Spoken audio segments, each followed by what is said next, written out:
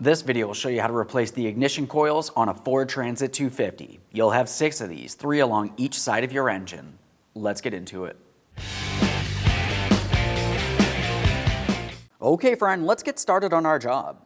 Now as we look along the driver's side of the engine, we can see our valve cover and you can see your 3 ignition coils making their way along the valve cover. Now this would be the easier side to replace. The harder side would be on the opposite side of the engine, so that's the side that I will show you.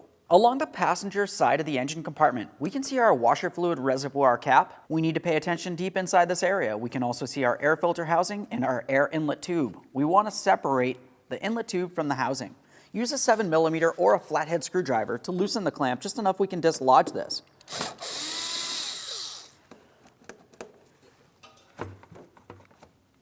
With that clamp loose, let's go ahead and separate this. Now that I have this broken free, let's move towards the center of the engine. So as we make our way over towards the center of the engine, we see that we have another 7mm headed clamp. We're going to pause on this one. Let's make our way along the rearward side of the intake. On the driver's side here, we have 2 lines that need to be disconnected.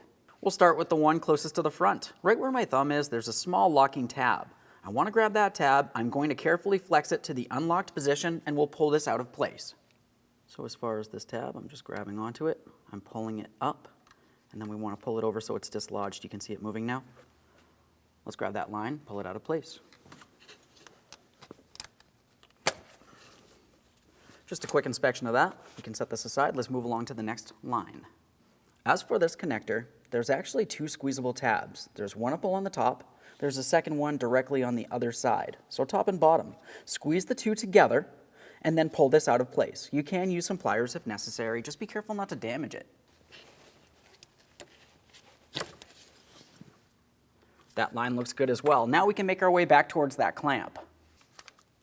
We're using a 7mm for this clamp. So you have it loose, you should be able to take hold of it. Slide this away from our throttle body. Let's get this out of here. Now before we go too much further, let's just have a look along the top of the engine. Along the top of my engine, I can see that I have a lot of miscellaneous debris, and I want to make sure nothing falls in towards the engine during the removal process here. Now I'm just going to use some compressed air. We'll give this a quick cleaning. One thing I would note is we want to make sure nothing makes its way inside of the engine or inside of the upper air filter housing. Now we're looking along the front of the upper air intake plenum. We have our vent tube that leads up to this area. You can see the locking tab. Just like before, you just want to carefully dislodge that. We'll pull this out of place. Just use my thumb, we'll pull it down. Now we have a hose leading up here. We'll squeeze the clamp, pull this out of place. Use some pliers for this.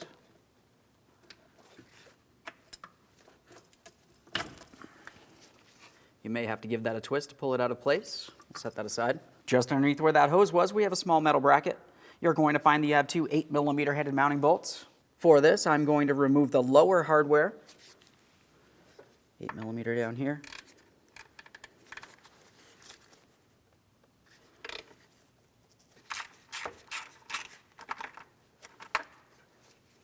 There's our mounting bolt. Now, as for our upper mounting bolt, you do not need to fully remove this. Let's just make sure it's loose so this bracket can move. This is going to help during the installation process.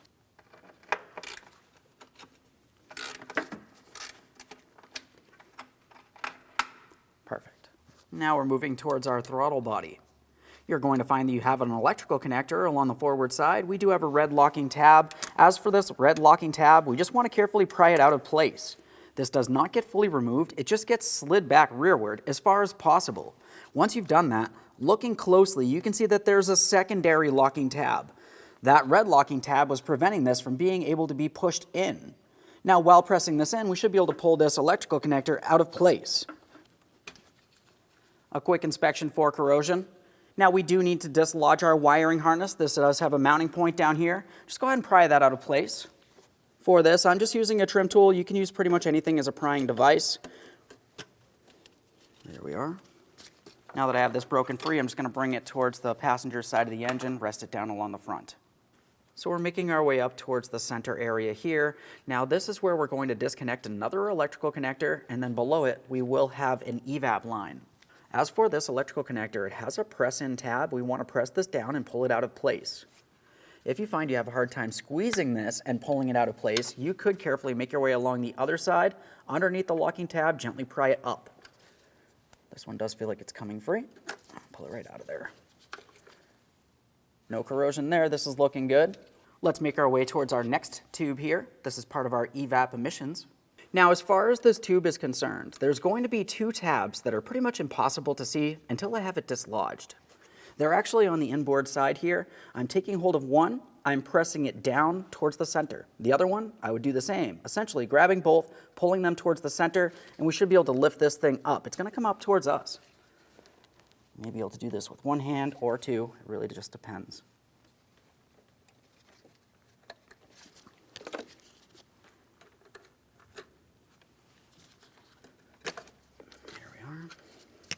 So here we go. I'm just going to try to turn this so you can hopefully see. I'll press it back to the locked position. There's my two tabs. Squeezed them in, pressed it through, unlocked. Perfect. Let's leave this in the unlocked position and we'll continue on. So the electrical connector that we had disconnected, we also want to make sure we dislodge the wiring harness from the intake. I'm just using my prying device here. We'll pull this up and out of here. There we go. Pull that over. This is looking good. Now, as we make our way a little further rearward, we do want to make sure we deal with this bracket here. It has one mounting bolt holding it in place. We also have a small plastic bracket. Let's continue on with the mounting bolt holding this metal bracket in place prior to the plastic portion here just under it. So as we're looking back here at this bolt, it's a 10 millimeter. We can remove that.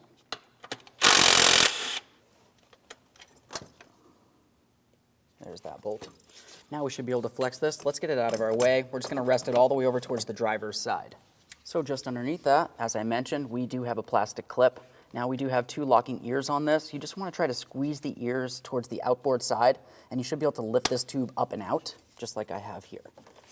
Now this is looking good. We've completed pretty much everything along the forward and the side area here, but we need to make our way along the rearward side. You're going to find that we have a wiring harness with a couple mounting points. We still have a sensor up along the top passenger side rearward corner as well. So let's continue on. Now as for this electrical wiring harness back here, I just want to pry it up and out of place. Obviously I want to be careful not to cause any damage to anything. I'm just going to use my trim tool. You can also use a flat blade screwdriver.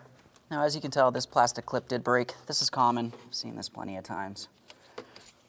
Once we do have this freed up, let's make our way across the top of the intake plenum next. Now, as far as this map sensor is concerned, we have our electrical connector. Just as before with the red locking tab on the connector, we have a white this time. Just go ahead and dislodge that, and then we'll squeeze on the tab, pull that out of place. We're just disconnecting the electrical connector. Now, if you find you can't squeeze the locking tab, I'm just going to use an angled pick along the back side, and I'm going to try to lift up on the locking tab from the opposite side here. So I've got my pick. Try to come underneath. No corrosion there. This looks good. Set that aside. So we're making our way along the back side of the intake here. We still have our wiring harness that we just dislodged from the map sensor. We have a mounting point here. Now, just as before, let's just go ahead and pull this up and out of place. I'm using my trim tool. I'm going to try to lift that up. There we are. Now, if this plastic clip did happen to break, that's okay. During the installation process, you can use a wire tie. Just a quick inspection of this, we're going to set it aside. We can continue on with the hardware, holding our intake manifold down. Now, as far as the hardware is concerned, we do have some along the driver's side area here, but you're going to find that you have a foam insulator. There's one thing that I want to note about this. Typically, I just take hold of it. I'm going to try to lift it up and try to pull it away from this area. Now, you may still find that you have other miscellaneous debris. Go ahead and clean that down. Once again, use some compressed air. Nothing can make its way inside of the engine.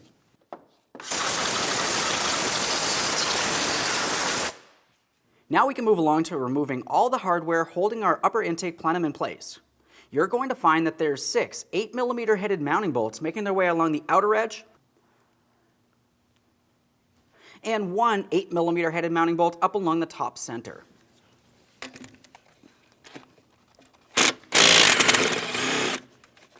There's that one. Let's move along to the next. We'll continue on. The next one's just behind this area. It's fairly difficult to see. Not hard to gain access to.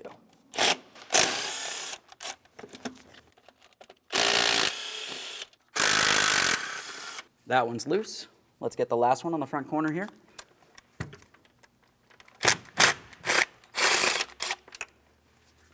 That's loose as well. Top center.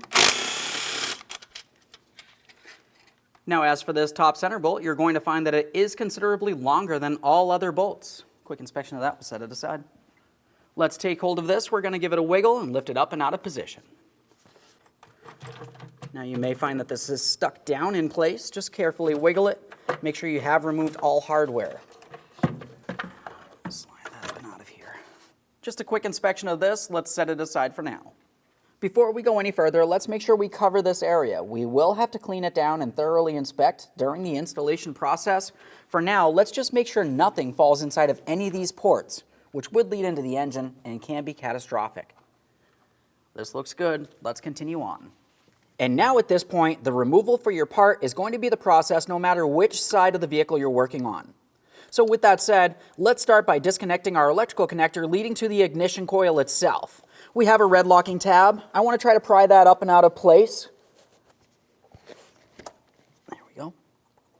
Now we're going to press in on the next locking tab. We'll attempt to squeeze this and pull it out of place. Just as before, if you cannot squeeze this enough to pull it up, carefully make your way along the opposite side. We're going to gently pry up on the locking tab from this side, and you should be able to slide it out. No corrosion there. This looks good. We'll set that aside. Now we can see that we have an 8mm headed mounting bolt holding this ignition coil in place. That bolt looks good. Now we should be able to take hold of the ignition coil. We're going to give it a wiggle and attempt to break it free from the spark plug located down along the bottom. There it is, friend. A quick inspection will set this aside. Okay, let's prepare to install the brand new ignition coil. Prior to bringing this down into position, we'll use a little bit of dielectric lubricant directly in the lower port. This is the area that slides over our spark plug. Let's go ahead and get this in position. We're going to slide it down into the port. We'll align the mounting bolt and then start it in, snug it up, torque that to 62 inch-pounds. As we slide this down, I like to give it a little wiggle, working in that lubricant. We're holding it down. Start in our mounting bolt, lightly bottom it out.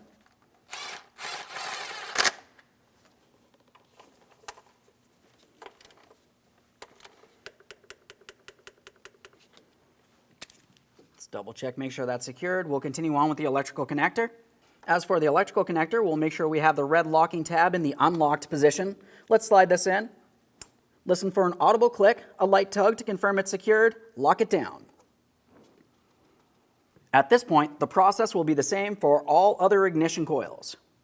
Let's have a quick look at our plastic intake prior to installing it. I have it on the bench. We need to look along the bottom side. We're just going to carefully turn this over. Now that I have this turned over, we can see our mating surface. This is going to go directly up against our engine. It's typically a good idea to replace this gasket, but at minimum, you want to make sure you clean it down, make sure it's soft and pliable. For this, I'm just using a clean rag. I don't like to use any type of detergents. We'll make sure there's no miscellaneous debris making its way inside of the plastic intake. Otherwise, that could get drawn into the engine, which could be bad. Now, as I feel around, as I mentioned, I'm making sure it's soft and pliable, but I do also want to make sure it is raised up and out of that actual plastic intake. The gasket needs to be seated, but it should actually protrude a little bit. That way there, when we do tighten this up against the engine, it's going to squeeze the gasket and seal properly. This looks good, so let's get it over to the vehicle. Before we bring our upper plastic intake into place, let's remove our protective cover here. Just using a pad, I don't want anything to make its way inside the engine. Now the next thing we need to do is wipe this down. As we do so, make sure you're removing everything, but pulling it out and away from inside of these ports. We do not want to try pressing anything inside. That's going to get drawn inside of the engine, which is bad. Just make your way all the way around this entire thing. A quick wipe, confirm there's no miscellaneous debris. Now we can get our plastic intake in place. Let's carefully bring this into position. We're going to start in each one of our mounting bolts by hand. Now that I have that rested in the proper position, I'm going to start in each one of my mounting bolts. When it's time to bottom these out and torque them, it needs to be done in a specific sequence. For now, let's just go ahead and start them in.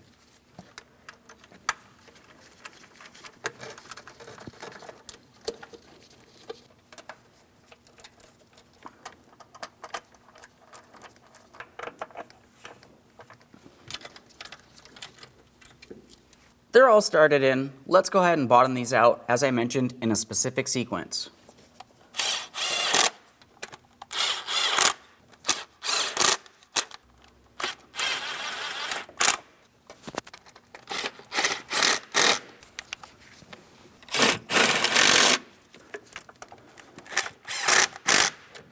They're all bottomed out. Let's go ahead and torque these in that sequence to 89 inch-pounds the first time around.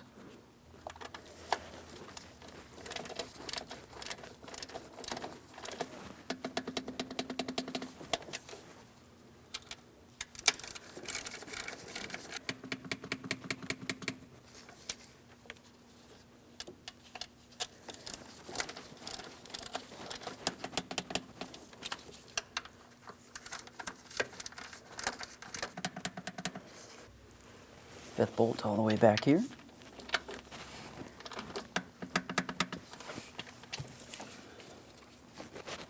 Sixth bolt.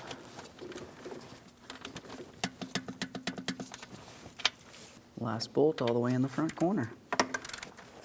We're going to go around a second time with an additional 45 degrees, which is essentially an eighth of a turn. It's not very much.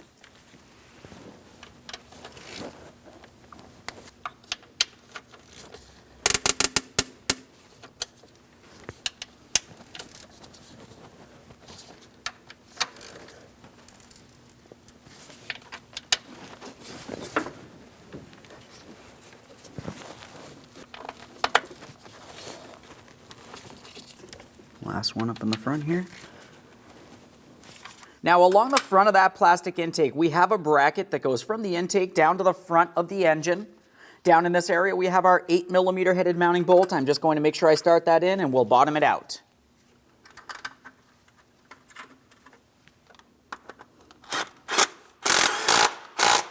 Work our way up to the top. Double check to make sure that's properly secured in place. Let's make our way up to the breather tube.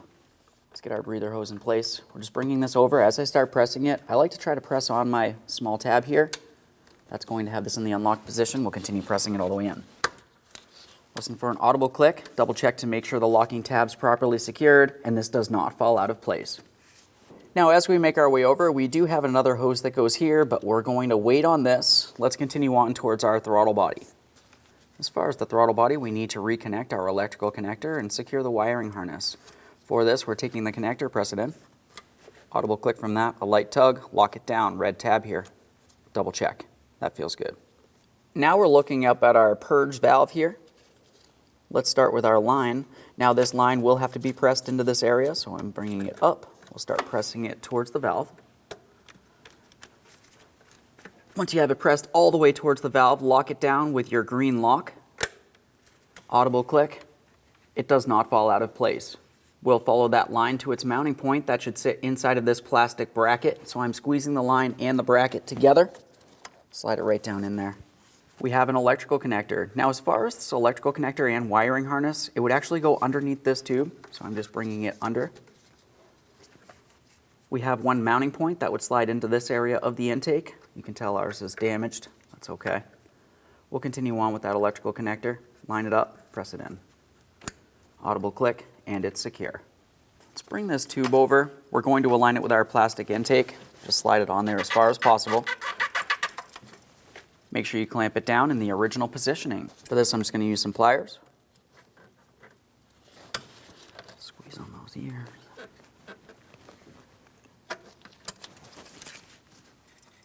Double check to make sure it's secured. If it slides out of place, you may need to replace that clamp. If you don't have a clamp, you could use a wire tie. Now, as we follow the line, we can see where our bracket is. Now, this needs to be mounted down to our plastic intake. I've got my 10mm mounting bolt. I'll start it in, snug it up.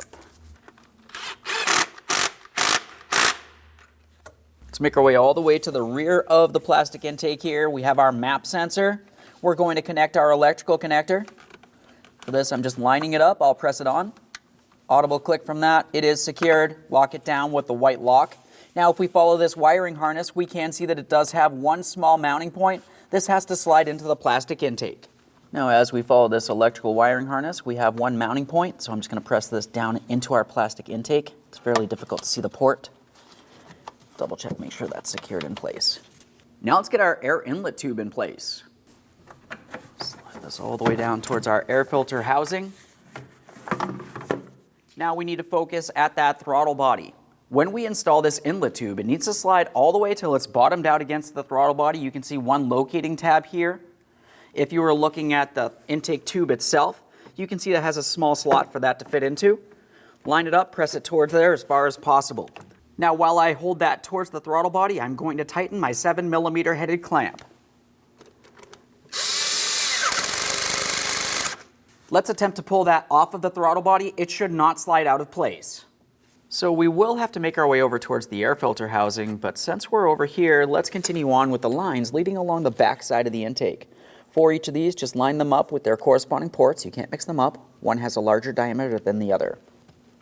Press it straight in. Listen for a click. Make sure it does not slide out of position. Go ahead and repeat the process for the other. Just swing this over. We want to be careful not to break anything. Now you can pull on this locking tab if necessary, but typically you should be able to just press this on. There we go. That's secured as well. At this point, after checking these, we need to make our way over towards the air filter housing on the passenger side of the vehicle. Over at the air filter housing, we're taking that inlet tube, we're going to slide it all the way up against this flat flange. Just double check to make sure it's seated properly all the way around. Let's snug it up.